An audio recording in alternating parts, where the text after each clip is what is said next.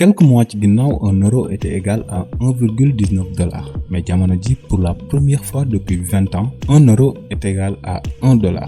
am na ñu bari bi ñu ko gisee dañu yaakaar ne diggante euro ak dollar suñu yoon nekku ci am ñoo xam ne sax dem nañ ba naan ndokk ndax doolay européens yi wàññiku pour ñu bàyyi noot gi ñuy noot réewu Afrique yi tey dañu ñëw wan leen ban impact la mën a am ci économie européenne bi mais surtout ci ñun ñi nga xam ne li ëpp doole ci sunu économie dafa dépendre ci Europe. ci sunu vidéo bi passé ñu ngi doon waxtaane naka la monnaie di doxee ak lan mooy waral valeuru monnaie di yéeg ak a wàcc. pour ngeen gën a comprendre égalité entre euro ak dollar dañu leen di ñaan ngeen dem seetaan vidéo boobu ba noppi.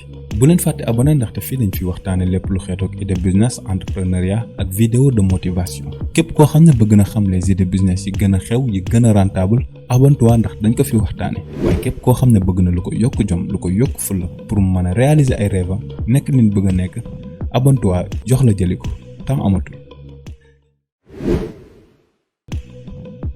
waxtaane woon nañ ne ñetti mbir yi ñoo ëpp solo ci variation de la monnaie muy taux d'inflation, taux directeur ak l'offre et la demande de monnaie. bu ñuy jàngat zone européenne dañuy seetlu ne contrairement ak Chine ak États-Unis Europe nekkul une économie complètement ouverte.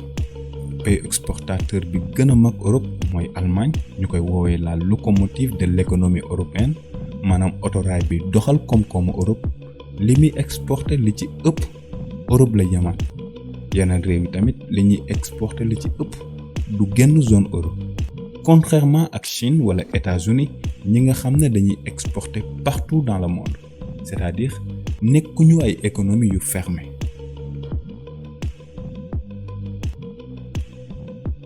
mais lan moo waral euro wàcc nekkul ne seulement euro kase moo wàcc mais économie européenne de manière générale moo nekk di sooxe en plus dollar tamit di gën a yéeg. bis njëkk mooy le taux d'inflation. taux d'inflation bi nga xam ne mooy permettre Europe mu mën a maintenir benn équilibre économique mooy 2%. mooy taux d'inflation bi nga xam ne moom la banque centrale visée alors que taux d'inflation bi actuellement en Europe àgg na 8,9%. bu ñu jëlee aussi les balances commerciales maanaam li ñuy jéggaani ak li ñuy jaay bitim réew ban moo ci ëpp bu fekkee ne li ngay jéggaani moo ëpp comme Sénégal par exemple dañuy wax ne la balance commerciale est déficitaire bu fekkee li ngay jaay bitim réew moo ëpp loolu la ñuy woowee une balance commerciale excédentaire. teg ci ñoo ngi naan euro depuis 2002 musul wàcc ba toll fii mais Allemagne depuis 1991 balance commerciale am mësul déficitaire. pour la première fois ci histoire Allemagne ñu am une balance commerciale déficitaire de 1 milliard d'euros. France ñëw ne ko danduma am une balance commerciale bu déficitaire de 113,9 milliards d'euros. waaye li gën a sonal économie allemande dëgg-dëgg mooy la coupure du gaz russe. nekk gi mu nekk la première puissance économique européenne teewul Allemagne dafa dépendre ci gaz bi jóge Russie presque de 40%. et pas que Allemagne seulement mais réew Europe yu bari Russie moo leen alimenté en gaz.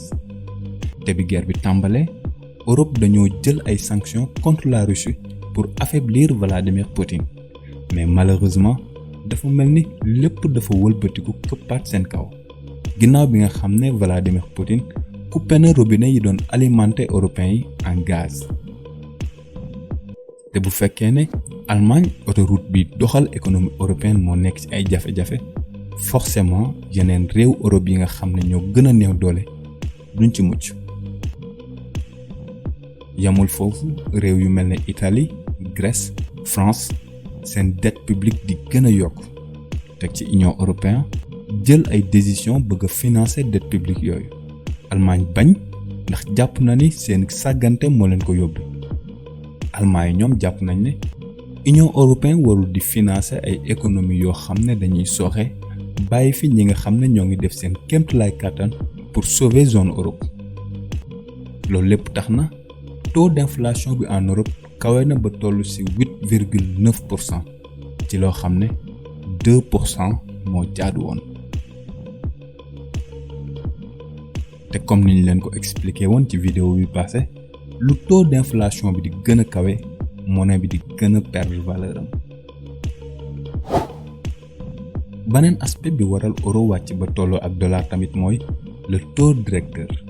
du euro kese mooy wàcc ba tolloo ak dollar mais en même temps que monnaie euro di wàcc dollar tamit moo ngi doon yéeg. ci misaal ay weer ci ginnaaw $1 était égal à 555 francs.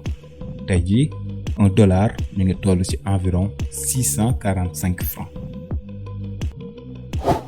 li ko waral mooy ci mois de juin bi passé la Fed banque centrale des États-Unis dafa yokku les taux directeurs de dollar ba mu yegg ci entre 1,5% et 1,75% pour wàññi taux d'inflation bi nga xam ne amoon na biir Amérique, alors que le taux directeur de la BCE banque centrale bi gère euro moo ngi ci seulement 0,5% de taux directeur.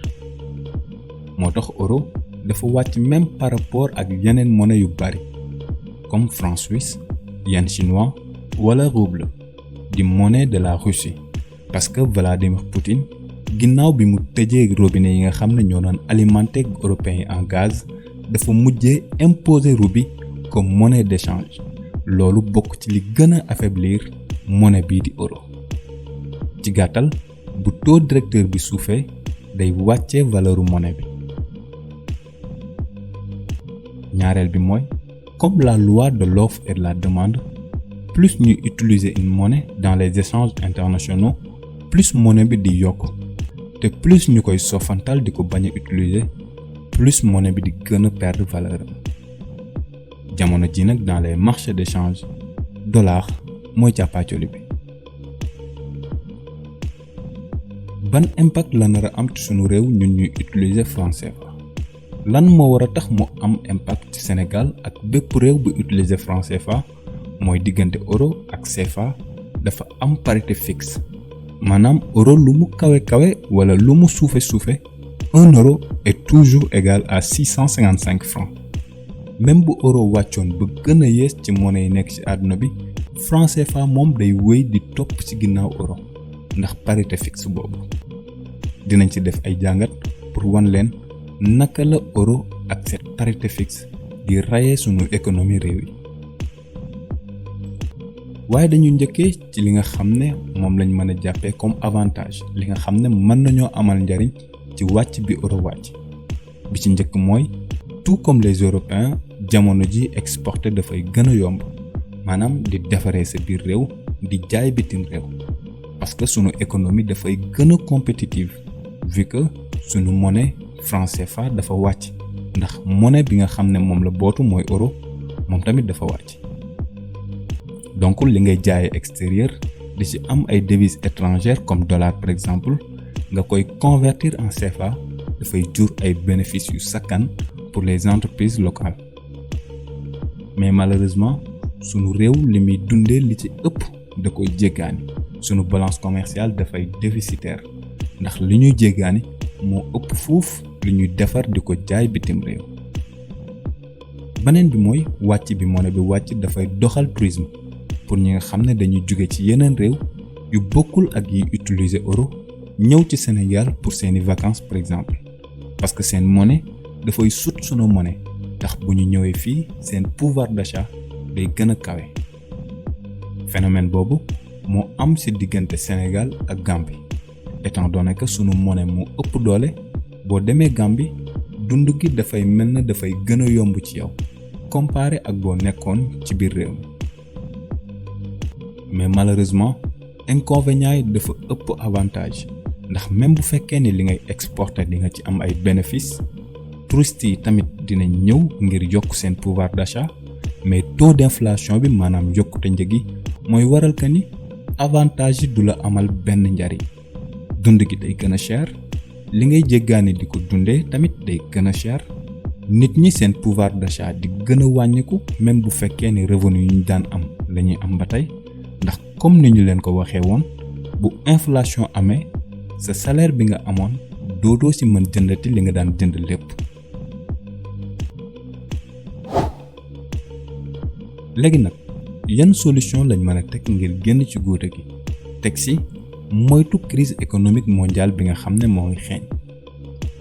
bi ci njëkk mooy ñu jiital consommation locale wàññi produits yi nga xam ne ñu ngi koy exporter te ngir loolu mën a nekk dëgg la état bi am na ci ngandam part de responsabilité mais muy yow muy man moo xam nga nekk consommateur wala producteur am nga ci aussi sa ngandi part de responsabilité.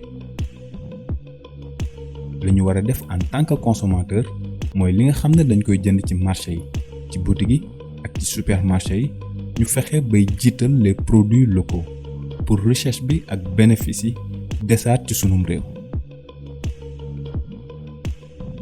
sunu njiit yi tamit fexe ba sunu ressources yi ñu amakus néew ñu bañ ko bazarde ndax dañoo toll jamono boo xam ne réew yu mag yépp moo xam mu nekk Chine États-Unis wala Union européenne ñoo ngi njëkkante pour jël seen wàll ci Afrique ak ay ressources am.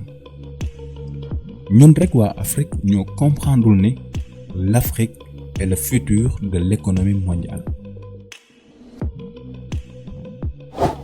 ñetteel ba ñu fexe tamit ba lépp lu ñuy soxla ñu mën di ko produiral suñu bopp ndax àdduna bi toll na foo xam ne réew mu ñàkk fayda ba mënul dundal boppam yeneen réew yi am fulaay dundee ko moo am ci sunu diggante ak France ak occidentaux yi nga xam ne sunu développement arrangé wu leen ndax bu ñu sañoon ñu dëkk ci ndóol dëkk ci di leen yalwaan ak a ñaan ngir ñu ñuy gën a mën a exploiter pour dundal seeni réew. loolu nag dafa bokk ci sunuy objectif ak képp koo xam ne yaa ngi suivre Jëf Jël képp ku bëgg a nekk entrepreneur wala nga nekk ko déjà war nga mën a xool ak fi réew mi toll lan nga war a mën a produire lu nit ñi mën a soxla pour indi ay solution ci jafe-jafe yi nga xam ne réew mi ngi koy jànkoonteel te dañoo gëm ne entrepreneuriat mooy la meilleure solution pour génn ci. loolu moo tax duñu jóg ci di fàttali ni toog tekk ci réew mi mën na nekk mais ci kaw nga gëm ko. li moo nekkoon vidéo bi bu leen fàtte abonné pour yeneen vidéo de business de motivation ak yeneen idée business jërë ngeen jëf.